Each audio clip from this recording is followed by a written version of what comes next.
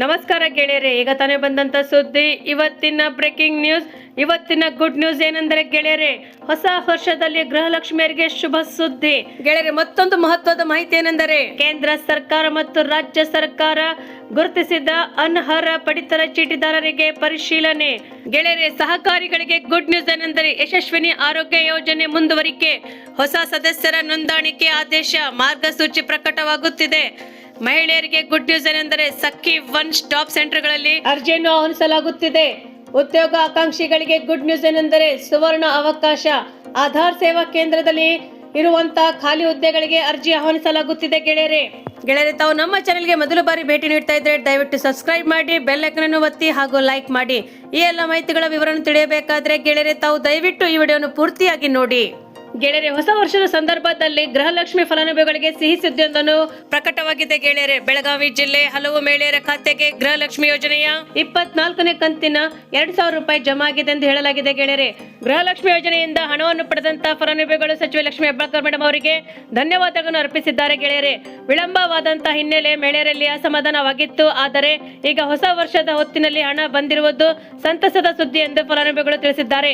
ಮಹಿಳೆಯರು ಕಚೇರಿಗೆ ಅಲೆಯುವುದನ್ನು ತಪ್ಪಿಸಲು ಸಹಾಯವಾಣಿ ಪರಿಚಯಿಸಲಾಗಿದೆ. ಗೆಳೆಯರೆ, ಯೋಜನೆಯ ಹಣದ ಬಗ್ಗೆ ಗೊಂದಲವು ತಪ್ಪಿಸಲು ಮತ್ತು ನಿಖರವಾದ ಮಾಹಿತಿಯನ್ನು ಪಡೆದುಕೊಳ್ಳಲು 181 ಸಹಾಯವಾಣಿಯನ್ನು ಪರಿಚಯಿಸಲಾಗಿದೆ. ಇದರಿಂದ ಮಹಿಳೆಯರಿಗೆ ಸರ್ಕಾರಿ ಕಚೇರಿಗಳಿಗೆ ಅಲಿಯುವುದು ತಪ್ಪಿಸಲಾಗಿದೆ. ಗೃಹಲಕ್ಷ್ಮಿ ಹಣ ಬಂದಿಲ್ಲ ಎಂದು ಮಹಿಳೆಯರು ಸರ್ಕಾರಿ ಕಚೇರಿಗಳಿಗೆ ಇನ್ಮುಂದೆ ಅಲಿಯುವುದು ಅವಶ್ಯಕತೆ ಇರುವುದಿಲ್ಲ. ಗೆಳೆಯರೆ, ಯಾಕೆಂದರೆ ಮಹಿಳಾ ಮತ್ತು ಮಕ್ಕಳ ಕಲ್ಯಾಣಾಭಿವೃದ್ಧಿ ಇಲಾಖೆಯಿಂದ ಇದೀಗ 181 ಸಂಖ್ಯೆಯ ಸಹಾಯವಾಣಿಯನ್ನು ಆರಂಭಿಸಲಾಗಿದೆ. ಫಲಾನುಭವಿಗಳು ಉಚಿತವಾಗಿ ದೂರವಾಣಿ ಸಂಖ್ಯೆ 181ಕ್ಕೆ ಕರೆ ಮಾಡಬಹುದು. ಸಂಬಂಧಪಟ್ಟ ಅಧಿಕಾರಿಗಳು ನಿಮ್ಮ ತಾಲೂಕಿನ ಮಾಹಿತಿ ಪಡೆದುಕೊಂಡು ಸಮಸ್ಯೆಗೆ ಕಾರಣ ಮತ್ತು ಪರಿಹಾರದ ಬಗ್ಗೆ ನಿಖರವಾಗಿ ಮಾಹಿತಿಯನ್ನು ನೀಡಲಿದ್ದಾರೆ. ಗೆಳೆಯರೆ, ಕರ್ನಾಟಕ ಸರ್ಕಾರವು ಗೃಹಲಕ್ಷ್ಮಿ ಯೋಜನೆಗೆ ಸೇರಿದಂತೆ ಕೆಲವು ಪ್ರಮುಖ ಗ್ಯಾರಂಟಿ ಯೋಜನೆಗಳನ್ನು ಪರಿಚಯಿಸಿದೆ. ಗ್ಯಾರಂಟಿ ಯೋಜನೆಗಳಲ್ಲಿ ಗೃಹಲಕ್ಷ್ಮಿ ಯೋಜನೆಯು ಸಹ ಒಂದಾಗಿದೆ. ಗೆಳೆಯರೆ, ಈ ಯೋಜನೆಯು ಸಾಮಾನ್ಯವಾಗಿ ಜನಪ್ರಿಯವಾಗಿದೆ ಎಂದು ಹೇಳಬಹುದಾಗಿದೆ. ಗೆಳೆಯರೆ, ಈ ಯೋಜನೆಯು ಬಾಕಿ ಕಂತಿನ ಹಣವು ಜನ ಕಾತುರದಿಂದ ಕಾಯುತ್ತಿದ್ದಾರೆ. ಹೊಸ ವರ್ಷದ ಮುಂಚೆಯೇ ಹೊಸ ವರ್ಷದಲ್ಲಿ ಹಣ ಬರುವ ನಿರೀಕ್ಷೆಯಲ್ಲಿದ್ದ ಜನರಿಗೆ ಇದೀಗ ಕರ್ನಾಟಕ ಸರ್ಕಾರವು ಮಹತ್ವದ ಬದಲಾವಣೆಯನ್ನು ಈ ಸ್ಕೀಮ್ನ ಮೂಲಕ ಜಾರಿಗೆ ತಂದಿದೆ. ಗೆಳೆಯರೆ, ಕರ್ನಾಟಕದಲ್ಲಿ ರಾಜ್ಯ ಕಾಂಗ್ರೆಸ್ ಸರ್ಕಾರವು ಜಾರಿಗೆ ಮಾಡಿರುವಂತಹ ಪ್ರಮುಖ ಗ್ಯಾರಂಟಿ ಯೋಜನೆಗಳಲ್ಲಿ ಗೃಹಲಕ್ಷ್ಮಿ ಯೋಜನೆಯು ಪ್ರಮುಖವಾಗಿದೆ ಎಂದು ಹೇಳಲಾಗಿದೆ. ಯೋಜನೆಯ ಮೂಲಕ ಮನೆ ಒಡತಿ ಅಥವಾ ಮನೆ ಯಜಮಾನಿಗೆ ಪ್ರತಿ ತಿಂಗಳು 2,000 ರೂಪಾಯಿಯನ್ನು ಕೊಡಲಾಗುವುದು ಎಂದು ಹೇಳಲಾಗಿದೆ. ಗೆಳೆಯರೆ, ಗೃಹಲಕ್ಷ್ಮಿ ಜಮಾ ಆಗುವಂತಹ ವಿಚಾರದಲ್ಲಿ ಮಹಿಳೆಯರು ಸರ್ಕಾರಿ ಕಚೇರಿಗಳಿಗೆ ಅಲಿಯುವುದನ್ನು ತಪ್ಪಿಸಲು ಸಹಾಯವಾಣಿಯನ್ನು ಪರಿಚಯಿಸಲಾಗಿದೆ.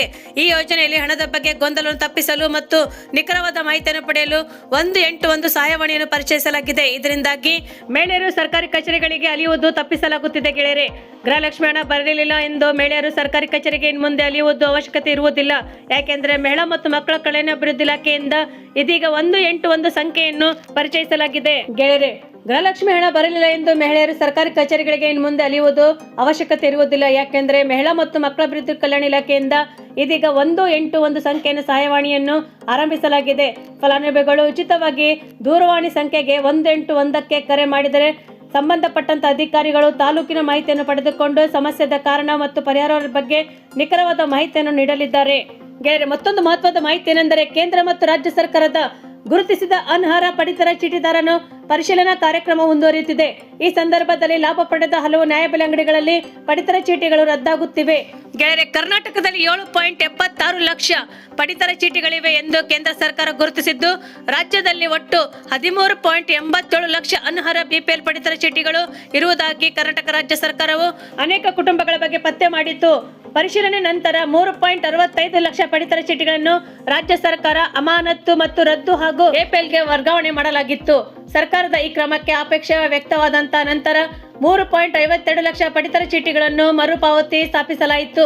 ಆದರೆ ಪರಿಶೀಲನಾ ಕಾರ್ಯ ಮುಂದುವರಿಯಲಾಗುತ್ತಿದೆ. ಗೆಳೆಯರೆ, ಸರ್ಕಾರದ ಮಾನದಂಡಗಳ ಅನುಸಾರ 1.20 ಲಕ್ಷಕ್ಕಿಂತಲೂ ಹೆಚ್ಚು ವಾರ್ಷಿಕ ಆದಾಯ ಇರುವವರು, ಕುಟುಂಬದಲ್ಲಿ ಯಾರಾದರೂ ಸದಸ್ಯರು ಒಬ್ಬರು ತೆರಿಗೆ ಪಾವತಿ ಮಾಡುತ್ತಿದ್ದರು, ಕಂಪನಿಗಳಲ್ಲಿ ನಿರ್ದೇಶಕರು, 4 ಚಕ್ರ ವಾಹನ ಹೊಂದಿದವರು, ಜಿಎಸ್ಟಿಯನ್ನು ನಂಬರ್ ಹೊಂದಿದ್ದವರು, 25 ಲಕ್ಷಕ್ಕಿಂತಲೂ ಹೆಚ್ಚನ್ನು ವಹಿವಾಟ ನಡೆಸುವವರು, ಸರ್ಕಾರಿ ನೌಕರರು ಬಿಪಿಎಲ್ ಪಡಿತರ ಚೀಟಿ ಹೊಂದಲು ಅನರ್ಹರಾಗಿರುತ್ತಾರೆ. ಅದಲ್ಲದೆ ಕನಿಷ್ಠ 6 ತಿಂಗಳ ಪಡಿತರ ಚೀಟಿ ಪಡೆಯುವವರ ಚೀಟಿಗಳನ್ನು ನಿಯಮದಂತೆ ರದ್ದು ಮಾಡಲಾಗುತ್ತಿದೆ. ಆದರೆ ಆಹಾರ ಇಲಾಖೆ ಅಧಿಕಾರಿಗಳು ಆದಾಯ ತೆರಿಗೆ ಕಟ್ಟದೆ ಕೇವಲ ರಿಟರ್ನ್ಸ್ ಫೈಲ್ ಅಲ್ಲಿ ಮಾಡುವವರ ಬಿಪಿಎಲ್ ಚೀಟಿಗಳನ್ನು ರದ್ದು ಮಾಡಿದ್ದಾರೆ. ಗೆಳೆಯರೆ, ಅನ್ನಭಾಗ್ಯ ಯೋಜನೆ ಅಡಿಯಲ್ಲಿ ಪ್ರತಿ ತಿಂಗಳು 4.46 ಕೋಟಿ ಫಲಾನುಭವಿಗಳಿಗೆ 2.15 ಲಕ್ಷ ಟನ್ ಅಕ್ಕಿ ಹಂಚಿಕೆ ಮಾಡಲಾಗುತ್ತಿದೆ. ಅದಕ್ಕಾಗಿ 535 ಕೋಟಿ ವೆಚ್ಚ ಮಾಡಲಾಗುತ್ತಿದೆ. ರಾಷ್ಟ್ರೀಯ ಆಹಾರ ಭದ್ರತಾ ಕಾಯ್ದೆ ಅಡಿಯಲ್ಲಿರುವಂತಹ ಪಡಿತರ ಚೀಟಿದಾರರಿಗೆ ಕೇಂದ್ರ ಸರ್ಕಾರದಿಂದ ಪ್ರತಿ ತಿಂಗಳು 2.17 ಲಕ್ಷ ಟನ್ ಆಹಾರ ಧಾನ್ಯಗಳು ಹಂಚಿಕೆ ಆಗುತ್ತಿದೆ ಎಂದು ಹೇಳಲಾಗಿದೆ. ರಾಜ್ಯ ಸರ್ಕಾರದ ಬಿಪಿಎಲ್ ಪಡಿತರ ಚೀಟಿದಾರರಿಗೆ ಭಾರತೀಯ ಆಹಾರ ನಿಗಮದಿಂದ ಪ್ರತಿ ತಿಂಗಳು 20,000 ಟನ್ ಆಹಾರ ಧಾನ್ಯ ಖರೀದಿಸಿ ಹಂಚಲಾಗುತ್ತಿದೆ ಎಂದು ಹೇಳಲಾಗಿದೆ. ಗೆಳೆಯರೆ, 2025-26ನೇ ಸಾಲಿನಲ್ಲಿ ಸಹಕಾರಿಗಳಾಗಿ ಯಶಸ್ವಿನಿ ಆರೋಗ್ಯ ರಕ್ಷಣಾ ಯೋಜನೆಯನ್ನು ಜಾರಿಗೆಗೊಳಿಸಲು ಮತ್ತು ಹೊಸ ಸದಸ್ಯರನ್ನು ನೋಂದಾಯಿಸುವ ಬಗ್ಗೆ ಆದೇಶವನ್ನು ಹೊರಡಿಸಲಾಗಿದೆ. ಯಶಸ್ವಿನಿ ಯೋಜನೆಯು ಸಹಕಾರ ಸಂಘಗಳ ಸದಸ್ಯರನ್ನು ಅನುಕೂಲಕ್ಕಾಗಿ ಸರ್ಕಾರವು ಜಾರಿಗೆಗೊಳಿಸಿದ ಒಂದು ಪ್ರತಿಷ್ಠಿತ ವಿಶಿಷ್ಟ ಯೋಜನೆಯಾಗಿದ್ದು, ಇದರಲ್ಲಿ ಯಶಸ್ವಿನಿ ಪ್ರೋಟೋಕಾಲ್ನಂತೆ ನಿಗದಿಪಡಿಸಿರುವಂತೆ ಚಿಕಿತ್ಸೆಗಳನ್ನು ಪ್ಯಾಕೇಜಿನ ದರದ ಮಿತಿಗೊಳಪಟ್ಟು ಫಲಾನುಭವಿಗಳು ಮತ್ತು ಅವರ ಕುಟುಂಬಕ್ಕೆ ವಾರ್ಷಿಕ ಗರಿಷ್ಠ 5 ಲಕ್ಷ ರೂಪಾಯಿ, ಹೌದು ಗೆಳೆಯರೆ, 5 ಲಕ್ಷ ರೂಪಾಯಿ ವೈದ್ಯಕೀಯ ಚಿಕಿತ್ಸಾ ವೆಚ್ಚದ ಮಿತಿಯೊಂದಿಗೆ ನೆಟ್ವರ್ಕ್ ಆಸ್ಪತ್ರೆಗಳಲ್ಲಿ ಚಿಕಿತ್ಸೆ ಪಡೆಯಲು ಅವಕಾಶ ಇರುತ್ತದೆ. ಯಶಸ್ವಿನಿ ಯೋಜನೆಯು ವಿಮಾ ಯೋಜನೆಯಾಗಿರುವುದಿಲ್ಲ, ಬದಲಾಗಿ ಇದೊಂದು ಸ್ವಯಂ ನಿಧಿ ಯೋಜನೆ ಆಗಿರುತ್ತದೆ. ಸಹಕಾರ ಸಂಘಗಳ ಸದಸ್ಯರ ಆರೋಗ್ಯ ಮತ್ತು ಯೋಜನೆಯಲ್ಲಿ ಸಹಕಾರ ಸಂಘಗಳ ಸದಸ್ಯರು ನಿಗದಿತ ವಾರ್ಷಿಕ ವಂತಿಕೆಯನ್ನು ಪಾವತಿಸಿ ಯೋಜನೆಯಲ್ಲಿ ಪಾಲ್ಗೊಳ್ಳುತ್ತಾರೆ. ರಾಜ್ಯ ಸರ್ಕಾರವು ಆಯುರ್ವೇದದಲ್ಲಿ ಅನುದಾನ ಒದಗಿಸುವ ಮೂಲಕ ಯೋಜನೆಯಲ್ಲಿ ಭಾಗವಹಿಸುತ್ತದೆ. ಯಶಸ್ವಿನಿ ಯೋಜನೆಯಲ್ಲಿ 2025-26ನೇ ಸಾಲಿಗೂ ಮುಂದುವರಿಯಲು ಯಶಸ್ವಿನಿ ಟ್ರಸ್ಟ್ ಇವರು ಕೋರಿರುವುದರಿಂದ ಸದಸ್ಯರ ಯೋಜನೆಗಳನ್ನು ಪ್ರಾರಂಭಿಸಲು ಯೋಜನೆಯು ಮಾರ್ಗಸೂಚಿಗಳನ್ನು ಹೊರಗಡೆ ತಂದಿದೆ. ಅದರಂತೆ ಪ್ರಸ್ತಾವನೆಯಲ್ಲಿ ವಿವರಿಸುವಂತಹ ಅಂಶಗಳು ಹಿನ್ನೆಲೆಯಲ್ಲಿ 2025-26ನೇ ಸಾಲಿನಲ್ಲಿ ಯಶಸ್ವಿನಿ ಯೋಜನೆಯನ್ನು ಮುಂದುವರಿಸಲು ಹಾಗೂ ಈ ಯೋಜನೆಯಲ್ಲಿ ಹೊಸ ಸದಸ್ಯತ್ವ ನೋಂದಣಿ ಪ್ರಾರಂಭಿಸಲು ಕೆಲವು ಮಾರ್ಗಸೂಚಿಗಳನ್ನು ಆದೇಶ ಹೊರಡಿಸಿದೆ.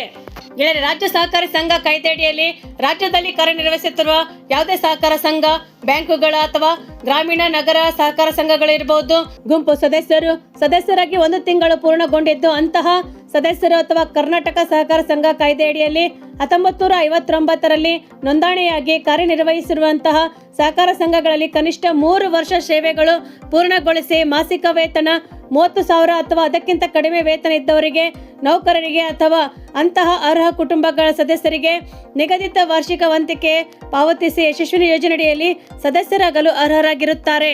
ಆದರೆ ನೌಕರರ ಸಂಘಗಳ ಸದಸ್ಯರು ಅಥವಾ ಪ್ರಧಾನ ಅರ್ಜಿದಾರರು ಅವರ ಕುಟುಂಬದ ಯಾವುದೇ ಸದಸ್ಯನು ಸರ್ಕಾರಿ ನೌಕರರಾಗಿದ್ದಲ್ಲಿ ಯೋಜನೆಗೆ ಅರ್ಹರಾಗಿರುವುದಿಲ್ಲ. ಅದೇ ರೀತಿ ಒಬ್ಬ ವ್ಯಕ್ತಿ ಖಾಸಗಿ ಕಂಪನಿಯಲ್ಲಿ ಸಂಸ್ಥೆಗಳಲ್ಲಿ ಕಾರ್ಯನಿರ್ವಹಿಸಿದ್ದು ಮಾಸಿಕ ವೇತನ 30,000ಕ್ಕಿಂತಲೂ ಹೆಚ್ಚು ವೇತನ ಪಡೆಯುತ್ತಿದ್ದರೆ ಅಂತಹ ವ್ಯಕ್ತಿಗೆ ಆರೋಗ್ಯ ವಿಮಾ ಯೋಜನೆಯಡಿಯಲ್ಲಿ ಸದಸ್ಯರಾಗಲು ಅಥವಾ ಯಶಸ್ವಿನಿ ಯೋಜನೆಯಡಿಯಲ್ಲಿ ಸದಸ್ಯರಾಗಲು ಅನರ್ಹರಾಗಿರುತ್ತಾರೆ. ಅಂತವರನ್ನು ಯಶಸ್ವಿನಿ ಯೋಜನೆಯ ಫಲಾನುಭವಿಗಳು ನೋಂದಾಯಿಸಬಾರದು ಎಂದು ಹೇಳಲಾಗಿದೆ. ಆದಾಗ್ಯೂ ಸಹ ಯಾವುದೇ ಕಾರಣಕ್ಕೆ ನೋಂದಾಯಿಸಿದಲ್ಲಿ ಅವರು ಸಹಿತ ಯೋಜನೆ ಸೌಲಭ್ಯ ಪಡೆಯಲು ಅನರ್ಹರಾಗಿರುತ್ತಾರೆ. ಗೆಳೆಯರೆ, ಮತ್ತೊಂದು ವಿಶೇಷವಾದ ಮಾಹಿತಿ ಏನೆಂದರೆ ಮಹಿಳಾ ಮತ್ತು ಮಕ್ಕಳ ಕಲ್ಯಾಣ ಅಭಿವೃದ್ಧಿ ಇಲಾಖೆಯಿಂದ ಸಖಿ ಒನ್ ಸ್ಟಾಪ್ ಸೆಂಟರ್ನಲ್ಲಿ ಕಾರ್ಯನಿರ್ವಹಿಸಲು ಗುತ್ತಿಗೆ ಆಧಾರದ ಮೇಲೆ ಘಟಕ ಆಡಳಿತಾಧಿಕಾರಿಗಳು 3 ಹುದ್ದೆಗಳು, ಆಪ್ತ ಸಮಾಲೋಚನೆಗಳಲ್ಲಿ 3 ಹುದ್ದೆಗಳು, ಸಮಾಜ ಸೇವಾ ಕಾರ್ಯಗಳಲ್ಲಿ ಅಥವಾ ಕೇಸ್ ವರ್ಕರ್ಸ್ಗಳಲ್ಲಿ 7 ಹುದ್ದೆಗಳು, ಕಾನೂನು ಸಲಹೆಗಾರರಾಗಿ ಅಥವಾ ವಕೀಲರಾಗಿ 3 ಹುದ್ದೆಗಳು, ಹೀಗೆ ವಿವಿಧ ಉದ್ದೇಶಗಳ ಸ್ವಚ್ಛತಾಗಾರರಿಗಾಗಿ ಸೆಕ್ಯೂರಿಟಿಗಾಗಿ 8 ಹುದ್ದೆಗಳನ್ನು ಆಯ್ಕೆ ಮಾಡಲಾಗುತ್ತಿದೆ. ಅರ್ಜಿಗಳನ್ನು ಹಾಕುವಂತ ಬಯಸುವಂತ ಮಹಿಳೆಯರು ಕಾನೂನು ಸೇವೆಯಲ್ಲಿ 2 ವರ್ಷಗಳ ಅನುಭವ ಹೊಂದಿರಬೇಕು, ಕನ್ನಡ ಭಾಷೆ, ಆಂಗ್ಲ ಭಾಷೆ ಪ್ರಾವೀಣ್ಯತೆಯನ್ನು ಹೊಂದಿರಬೇಕು.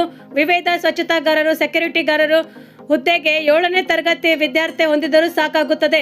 ಸಂಬಂಧಿಸಿದಂತ ಅನುಭವ ಹೊಂದಿರಬೇಕು ಮತ್ತು ವಯೋಮಿತಿಯಲ್ಲಿ 18 ವರ್ಷದಿಂದ 45 ವರ್ಷ ಒಳಗಿರಬೇಕು. ಸ್ಥಳೀಯ ಅಭ್ಯರ್ಥಿಗಳಿಗೆ ಆದ್ಯತೆಯನ್ನು ನೀಡಲಾಗುವುದು ಎಂದು ಹೇಳಲಾಗಿದೆ. ಗೆಳೆಯರೆ, ಈ ಹುದ್ದೆಗಳಲ್ಲಿ ಆಯ್ಕೆ ಮಾಡಲು ಅರ್ಹ ಮಹಿಳಾ ಅಭ್ಯರ್ಥಿಗಳನ್ನು ಅರ್ಜಿಗಳನ್ನು ಆಹ್ವಾನಿಸಲಾಗುತ್ತಿದೆ.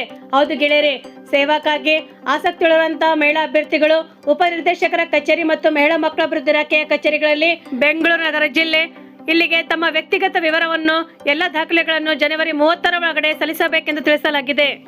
ಗೆಳೆಯರೆ, ಮತ್ತೊಂದು ಮಹತ್ವದ ಮಾಹಿತಿ ಏನೆಂದರೆ ಭಾರತ ಸರ್ಕಾರದ ಅಧೀನದಲ್ಲಿ ಉದ್ಯೋಗವನ್ನು ಹುಡುಕುತ್ತಿರುವಂತಹ ಯುವಕ ಯುವತಿಯರಿಗೆ ಒಂದು ಸಂತಸ ಸುದ್ದಿ ಇದೆ. ಆಧಾರದ ಸೇವಾ ಕೇಂದ್ರದಲ್ಲಿ ಖಾಲಿರುವಂತಹ ವಿವಿಧ ಹುದ್ದೆಗಳಿಗೆ ಭರ್ತಿ ಮಾಡಲು ಅಧಿಕೃತ ಅಧಿಸೂಚನೆಯನ್ನು ಹೊರಡಿಸಲಾಗಿದೆ. ಅರ್ಹ ಮತ್ತು ಆಸಕ್ತ ಅಭ್ಯರ್ಥಿಗಳು ಕೂಡಲೇ ಅರ್ಜಿಯನ್ನು ಸಲ್ಲಿಸುವುದು ಈ ಮೂಲಕ ಅವಕಾಶವನ್ನು ಕೊಡಲಾಗುತ್ತಿದೆ. ಸೇವಾ ಕೇಂದ್ರದ ಆಧಾರ ಮೇಲ್ವಿಚಾರಕ ಅಥವಾ ಆಪರೇಟರ್ ಹುದ್ದೆಗಳಿಗೆ ನೇಮಕಾತಿ ಮಾಡಿಕೊಳ್ಳಲಾಗುವುದು. ಗೆಳೆಯರೆ, ಈ ಹುದ್ದೆಗಳಿಗೆ ಅರ್ಜಿ ಸಲ್ಲಿಸಲು ಬಯಸುವವರು ಅಭ್ಯರ್ಥಿಗಳು ಉತ್ತಮ ಶಿಕ್ಷಣವನ್ನು ಹೊಂದಿರಬೇಕು. ಆಧಾರ ಸೇವಾ ಕೇಂದ್ರದ ಅಧಿಕೃತ ಅಧಿಸೂಚನೆಯ ಪ್ರಕಾರ ಅಭ್ಯರ್ಥಿಗಳು ಯಾವುದೇ ಮಾನ್ಯತೆ ಪಡೆದ ಮಂಡಳಿಗಳು ಅಥವಾ ವಿಶ್ವವಿದ್ಯಾಲಯಗಳಿಂದ 10ನೇ ತರಗತಿ ಅಥವಾ 12ನೇ ತರಗತಿಯನ್ನು ITI ಅಥವಾ ಡಿಪ್ಲೊಮಾವನ್ನು ಪೂರ್ಣಗೊಳಿಸಿರಬೇಕು. ಕನಿಷ್ಠ ವಿದ್ಯಾರ್ಹತೆಯನ್ನು ಹೊಂದಿದವರು ಅಭ್ಯರ್ಥಿಗಳು ಮಾತ್ರ ಈ ಹುದ್ದೆಗಳಿಗೆ ಅರ್ಹರಾಗಿರುತ್ತಾರೆ. ಅರ್ಜಿ ಸಲ್ಲಿಸುವ ಅಭ್ಯರ್ಥಿಗಳಿಗೆ ನಿಗದಿತ ವಯೋಮಿತಿಯನ್ನು ಸಹ ನಿಗದಿಪಡಿಸಲಾಗಿದೆ. ಅಧಿಸೂಚನೆಯಲ್ಲಿ ತಿಳಿಸಿರುವಂತೆ ದಿನಾಂಕ 1/1/2026 ಅನ್ವಯ ಅಭ್ಯರ್ಥಿಯು ಕನಿಷ್ಠ ವಯೋಮಿತಿ 18 ವರ್ಷ ಆಗಿರಬೇಕು ಮತ್ತು 18 ವರ್ಷ ತುಂಬಿದ ಭಾರತೀಯ ನಾಗರಿಕರು ಈ ಹುದ್ದೆಗಳಿಗೆ ಮಾತ್ರ ಅರ್ಹರಾಗಿರುತ್ತಾರೆ. ಗೆಳೆಯರೆ, ಆಸಕ್ತಿ ಇರುವಂತಹ ಅಭ್ಯರ್ಥಿಗಳು ಜನವರಿ 31 ಒಳಗಡೆ ಆನ್ಲೈನ್ನಲ್ಲಿ ಅರ್ಜಿ ಸಲ್ಲಿಸಲು ಅವಕಾಶವಿರುತ್ತದೆ. ಕೇಂದ್ರ ಸರ್ಕಾರದ ಯೋಜನೆಯ ಭಾಗವಾಗಿ ಕೆಲಸ ನಿರ್ವಹಿಸಲು ಮತ್ತು ಉತ್ತಮ ವೃತ್ತಿ ಜೀವನವನ್ನು ರೂಪಿಸಿಕೊಳ್ಳಲು ಇದೊಂದು ಉತ್ತಮ ವೇದಿಕೆ ಆಗಿರುತ್ತದೆ. ಆಸಕ್ತರು ಕೂಡಲೇ ಅರ್ಜಿ ಸಲ್ಲಿಸಬಹುದಾಗಿದೆ ಎಂದು ತಿಳಿಸಲಾಗಿದೆ. ಗೆಳೆಯರೆ, ತಾವು ನಮ್ಮ ಈ ವಿಡಿಯೋವನ್ನು ಮೊದಲವರೆಗೆ ನೋಡುತ್ತಿದ್ದರೆ ದಯವಿಟ್ಟು ಸಬ್ಸ್ಕ್ರೈಬ್ ಮಾಡಿ, ಬೆಲ್ ಐಕಾನ್ ಅನ್ನು ಒತ್ತಿ ಹಾಗೂ ಲೈಕ್ ಮಾಡಿ. ಈ ನಮ್ಮ ವಿಡಿಯೋವನ್ನು ತಾವು ಪೂರ್ತಿಯಾಗಿ ನೋಡಿದ್ದಕ್ಕೆ ತಮಗೆ ಧನ್ಯವಾದಗಳು.